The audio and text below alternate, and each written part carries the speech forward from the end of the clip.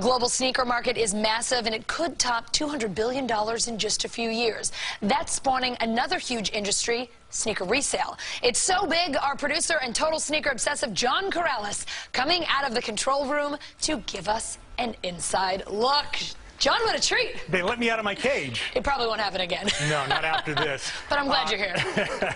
I am definitely one of those sneakerheads. When I missed out on a sneaker release, I used to have to just go to eBay, make a bid, and that was that. Not anymore, though. When I went to the Soul Exchange sneaker show, I saw that the secondary sneaker market has grown into a cottage industry that caters to an entire kicks culture. Everyone wants what no one else can have. It's capitalism at its finest. Brands like Nike and Adidas have mastered the limited release, driving up demand and creating a booming secondary market worth more than $1 billion and growing.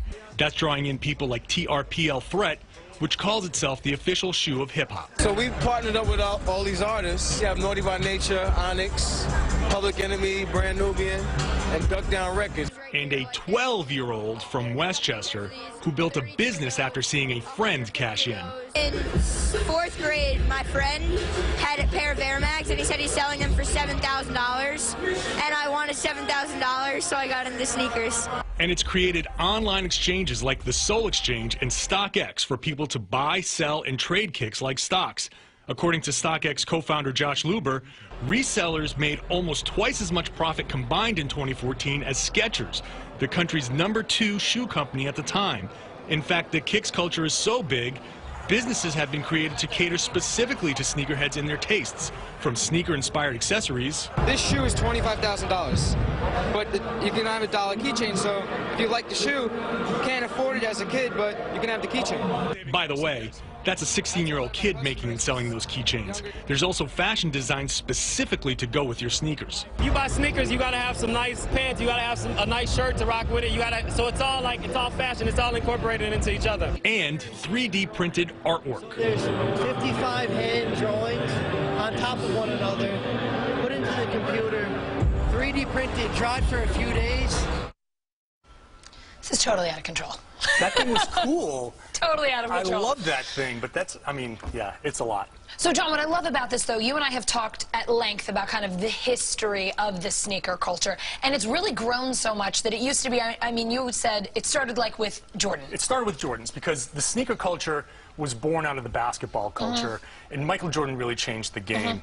And people like me drove the market because we all have the same story. I couldn't get the Jordans when I was a kid. Now I'm a grown man making a little bit of money and spending all of that money on the stuff I used to get as a kid. But that's driven 90% of the sneaker resale market has been Jordans up until now. But you said it's changed so much now because there are other brands, and then you're saying on the resale market the Jordans aren't quite as profitable as they used to be, so people aren't as into it? Yeah, it's hard to gauge whether it's a lack of interest. Sometimes Jordan releases sneakers that they maybe misjudge. People don't really want them. Okay. And they're also charging more. A couple years ago, a pair of retro Jordan 1s went for $130 retail. Last weekend, they sold for $160, just a different color. And even though on the secondary market, it still costs about $200, $250, that just means less profit. Yeah, less margin there.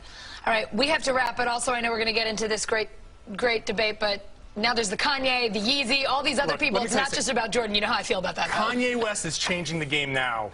Even if I don't like it. Am I getting a rap on my own show? Yeah, you're getting rapped on your own show. Come on, man. This is... Never mind. Thanks.